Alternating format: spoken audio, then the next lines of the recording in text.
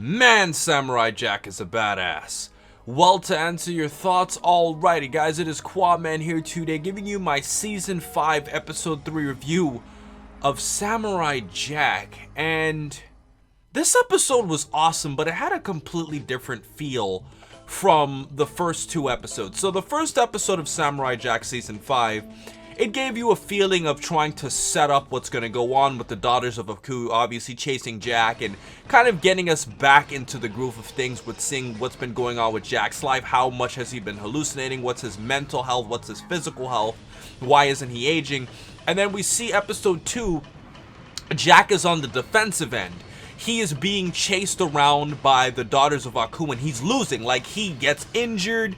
You know, they outnumber him. He's helpless to defend himself in episode 2. But in episode 3, we kind of see a changing of the story in which Jack now gets the upper hand. Despite still being outnumbered, he kind of comes back in this episode. And it starts off with him obviously being injured, you know, from the previous episode by the daughter of Aku that he killed, that he thought was originally a robot. And we see immediate hallucination with that frog on the log with him saying, "They're coming for you." And then Jack is obviously getting around. He walks throughout the earth, finds a cave. And one thing I didn't expect to see would be the wolf from the previous episode. When the wolf fought those two tigers, I thought he was done. Because he looked like his tongue was like sticking out of his mouth. He was bleeding all over. I'm like, this wolf is completely gone. But surprisingly, the same wolf, you could still see that he has some visible wounds and he survives. He brings Jack some food and they actually spend some time together. Jack actually is really cold and actually snuggles up with the wolf. And I really was shocked to see this come back. Like, I really thought there was no possible way that that wolf was going to come back. And if he did, to see him walking, you know, as healthy as he was a complete shocker to me. And throughout all these sequences with Jack in the cave, the really cool sequence would be where we see him as a child going back in a flashback with his mother and father when he was in a carriage, and these guys ambush them, they kill all of the Emperor's guards, and Jack's dad is a complete badass who comes out just like him and just kills all of those guys who easily took out his guards and actually kills them. Like, he's killing people. And we see like a cut to Jack and obviously his conscious talking about how, hey, are you really gonna kill people again? Do you really have it in you to kill other humans? And it's really a testing of the mantle to see Jack having to completely change.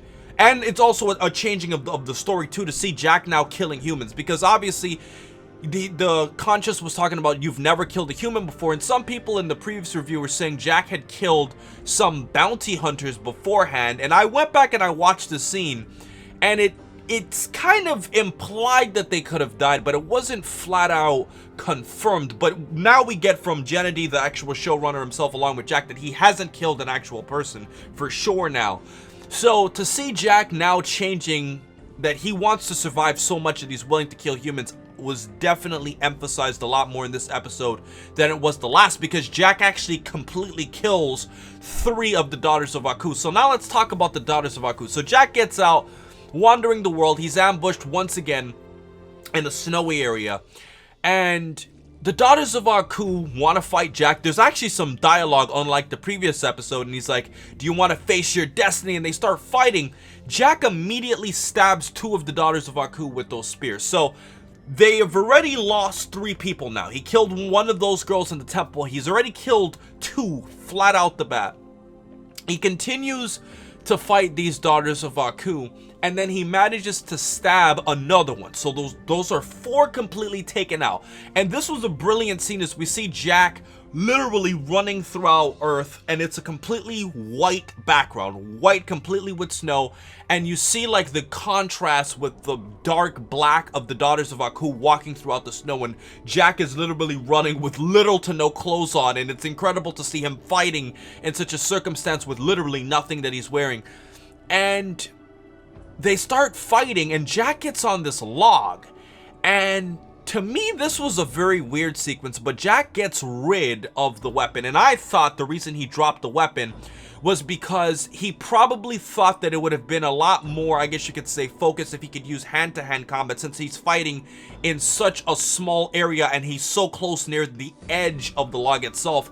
Using hand-to-hand combat would require a lot less moving and would obviously result in him having a lower chance of falling off the log. That's how I interpreted it. I want you guys to let me know what you think is the reason why Jack just wanted to resort to hand-to-hand combat, because that was something that kind of shocked me. And he starts fighting the Daughters of Aku, and he manages to throw all of them off the log. And to really show you how brainwashed these women are, there was one who actually survived fighting against Jack, and it was really cool seeing her, you know, using her little chain-like weapon that Jack actually took some damage from, but ultimately was able to get around it. And seeing her, like, just talking shit about Jack as, like, she's literally hanging on to her life on that log, and Jack just lets it go. Like, this was the ultimate badass move. You want to talk about dropping the mic? Jack dropped the chain and she fell to her, you know, presumed death. Now, the thing that I wanted to say about all this is I don't think those Daughters of Aku are dead. And the reason is easy. If you look at the preview, Jack is alive and Jack fell off that same log. So if Jack survived it, and these are well-trained fighters, obviously falling from something like that, you probably wouldn't expect anybody to survive. But unless Jack is very lucky and fell onto something that would allow him to survive, you would assume that they're probably still alive too. And I was talking to Bob the Builder about this, and Bob was telling me that he thinks that the softness of the snow is going to be a reason for them to survive. I don't know. Most people who would fall from that would die. I mean, that's an insanely high platform. It's ridiculous. Obviously, it's fiction.